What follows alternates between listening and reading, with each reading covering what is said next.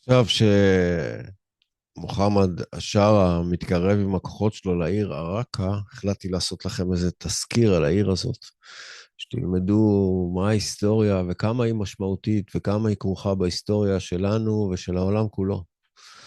אז בואו נתחיל קודם כל בזה שלעיר הזאת במקור קראו טאטול או טוטול, ואם אנחנו נסתכל גיאוגרפית, רגע, אני צריך לעשות share, כן, שכחתי. עושים פה share, share, share, share, share, share. יס, אנחנו בשאר.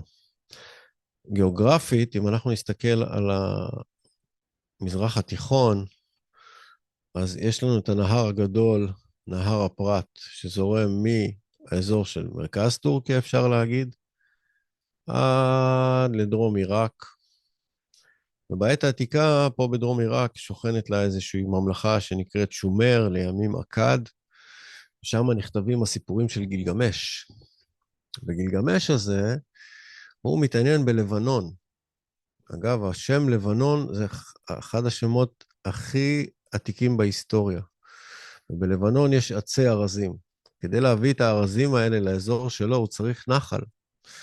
כי נחלים בעת העתיקה הם נתיבי התחבורה החשובים ביותר. ועל הנחל הזה יושבת לה העיר הזאת, עראקה, היום קוראים לה עראקה, אז קראו לה טוטול, ולא תאמינו מי ישב שם, האל דגון. האל דגון היה האל של העיר הזאת, ומאחר והאל דגון היה אחד האלים הכי גדולים בעת העתיקה, אפשר להגיד שהעיר הזאת הייתה סוג של הוותיקן של פעם, לא פחות ולא יותר. אולי מישהו מכם חושב בראש ואומר לעצמו, תשמע, אבל אנחנו יודעים שדגון זה בכלל האל של הפלישתים. אז נכון, דגון זה האל של הפלישתים, ובחיפה יש מבנה שנקרא דגון, שאנחנו מייחסים אותו לעובדה שיש שם דגן. ומבחינה פונטית, האל דגון, לנו נשמע הגיוני שהוא האל של הדגן, אבל יש גם כאלה שיגידו לך שהוא האל של הדגים. אז באמת, בסיפורים המתקדמים יותר, איפה אנחנו? קפצתי, כן. על הפלישתים, אז מי שמכיר, ארון הברית, מגיע לידיים של הפלישתים, והם שמים אותו לפני דגון. זאת אומרת שיש כנראה פסל של דגון אצל הפלישתים באשדוד, או שחלק מהסיפור נלקח מסיפור ישן יותר, אני לא אכנס לוויכוח היסטורי, אבל דעו לכם שבעיר הזאת שלט האל דגון, ויכול להיות שהאזור הזה היה פורה, והיה בו הרבה דגן, ובעזרת הנחל הזה הם העבירו את הדגן הזה לאזור הדרומי של מסופוטמיה. יותר מאוחר בהיסטוריה, אחרי התקופה העתיקה, אפשר להגיד, מתחיל תקופת האבות. יש גם, אגב, לנושא הזה של דגון, יש ארכיאולוגים שטוענים שהארמים, שנדדו מערבה, לקחו איתם את הרעיון של האל דגון, עד לאזור של אוגרית, למשל, שזה באזור הזה, ולכן המשיכו לדבר על האל שלהם, עניין כבר של השקפה, אבל תדעו לכם, זה המוצא המקורי שלו. אברהם אבינו, שנדד מאור כסדים, כמו שאמרתי לכם, דרום עיראק כסדים, נדד מאור, נעשה רזולוציה, אור זה באזור הזה של דרום עיראק של היום, אזור הזה, אז אברהם אבינו נודד מאור כסדים לחרן, פה זה חרן, ופה הוא יושב, צפונית לעיראקה, אברהם אבינו. לא רק אברהם אבינו יושב פה, יעקב אבינו, שהוא בורח מעשיו, והולך לבית של המשפחה של אמא שלו בעצם, לבית לבן, אז הוא גם כן הולך לאזור הזה, שצפונית לאזור הזה זה חרן, והאזור הזה נקרא פדן ארם בתקופה העתיקה. עכשיו, אפשר להבין למה עראקה מתחילה להיות עיר חשובה כבר בעת העתיקה. כי אם היא יושבת על נחל, במקום כל כך מרכזי, בין הארזים של הלבנון, או האזור הים תיכוני, ובין הנחל שמוביל לדרום מסופוטמיה, בואכה המפרץ הפרסי של היום, אז היא חשובה כעיר בדרך, חשוב להחזיק אותה. ויש עוד סיבה שהיא חשובה מבחינה אסטרטגית, שהיא יושבת על נחל, ונחל הוא תמיד מהווה גבול טבעי בין מעצמות גדולות. גם אתם יכולים לראות שמדינת ישראל, הגבול הטבעי שלה זה נהר הירדן, ובתקופה העתיקה, אחרי תקופת האבות ואחרי יעקב אבינו, יושבת פה אימפריה שנקראת האימפריה האשורית, שהיא זאת שמעניקה לסוריה של היום את השם שלה. בעצם סוריה של היום נקראת סוריה בגלל האימפריה האשורית. אז אנחנו יכולים לשער שבעת העתיקה היה פה הרבה דגן, והיה צומת מרכזית, גם בגלל הנחל שהיווה נתיב מרכזי, וגם בגלל הנחל שהיווה גבול בין מעצמות ובין אימפריות. ואם אנחנו נמצא קצת ברזולוציה ונתקדם קצת בהיסטוריה, על המאה החמישית למשל לפני הספירה, איפשהו שם, אז פרס, שהיא איפשהו פה באזור המזרחי, כן, פרס, איראן של היום, נמצאת בקונפליקט עם יוון של היום, שקוראים לה יוון כבר אז, אנחנו לפחות, אנחנו והערבים, יוון ויונן, הם קוראים לעצמם הלס, וגם אלכסנדר מוקדון עורך קרב גדול בעיר הזאת, ומושיב חיל מצב בעיר הזאת, וגם היורשים שלו מושיבים שם.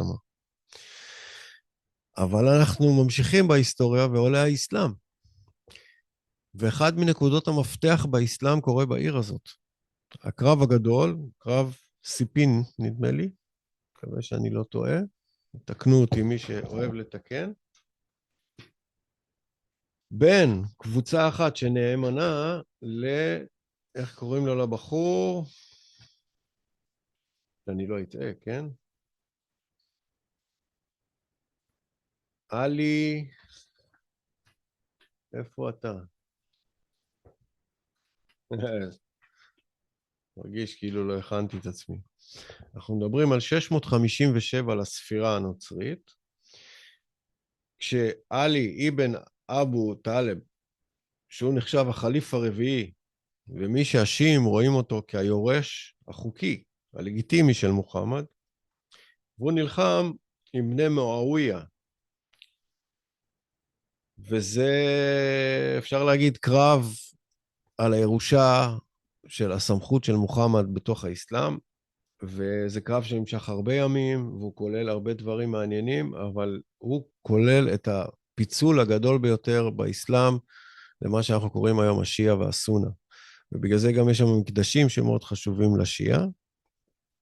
אבל לפני שנגיע למקדשים של השיעה, בואו נקפוץ קצת קדימה בהיסטוריה, שעוד מלך מאוד מעניין, וזה הארון אל-רשיד, שיושב בעיר הזאתי, שידוע לכם אולי מסיפורי אלף לילה ולילה, הארון אל-רשיד. אז מי לא היה לנו שם? אברהם אבינו היה שם, יעקב היה שם, דגון היה שם, הארון אל-רשיד היה שם, האסלאם אכל את הפיצול הכי גדול שלו שם. וכשדאעש כבשו את העיר הזאת, אולי יש פה איזו תמונה שאתם בטח מזהים, אתם רואים פה את הנגמש הזה, הנגמש שמחליק לו בכיכר הראשית של עראקה. אפשר להגיד שדאעש התחיל את דרכו בעראקה. ובעראקה גם היה אחד הקרבות הגדולים ביותר בין הפלגים של דאעש. בסופו של דבר, גוף שנקרא SDF, Syrian Defense Forces, Democratic Forces, סליחה, הם אלה ששחררו את העיר אחרי קרבות רבים, וככה בערך נראית עראקה, אחרי שהחריבו אותה מכל הכיוונים. אחרי שסיפרתי לכם את כל הסיפור, אז בואו רגע נגיע לעידן של מוחמד א-שערה, המכונה אל-ג'ולני. אל-ג'ולני הגיע עם הקבוצה שלו, בעצם נדחק עם הקבוצה שלו לאזור הזה שנקרא אידליב.